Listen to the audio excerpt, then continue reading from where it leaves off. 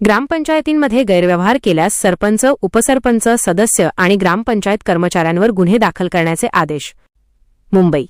राज्यातील ग्रामपंचायतींचा कारभार अधिक पारदर्शक आणि शिस्तबद्ध करण्यासाठी राज्य शासनाने अत्यंत कठोर भूमिका घेतली आहे. ग्रामपंचायतीच्या आर्थिक व्यवहारांत गैरव्यवहार करणाऱ्या किंवा निधीचा अपहार करणाऱ्या सरपंच, उपसरपंच, सदस्य तसेच ग्रामपंचायत कर्मचाऱ्यांवर आता कोणतीही पूर्वचौकशी न करता थेट फौजदारी गुन्हे दाखल करण्याचे स्पष्ट आदेश ग्रामविकास विभागाने दिले आहेत. शासनाच्या नवीन सुधारित निर्णयातील मुख्य मुद्दे: थेट फौजदारी कारवाई.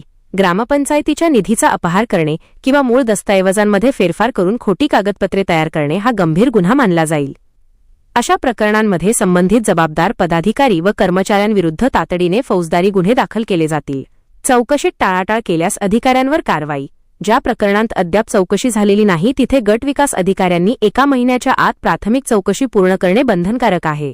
चौकशीमध्ये टाळाटाळ करणाऱ्या संबंधित गट विकास अधिकाऱ्यांवरही मुख्य कार्यकारी अधिकाऱ्यांमार्फत शिस्तभंगाची कारवाई केली जाईल.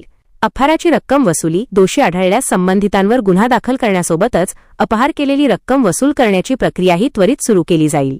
पदावरून पायउतार होण्याची भीती. सरपंच, उपसरपंच किंवा सदस्य यांच्यावर फौजदारी गुन्हा दाखल झाल्यास महाराष्ट्र ग्रामपंचायत अधिनियम कलम 39 अन्वये त्यांचे पद रिक्त करण्याबाबतची कारवाई तातडीने सुरू केली जाणार आहे.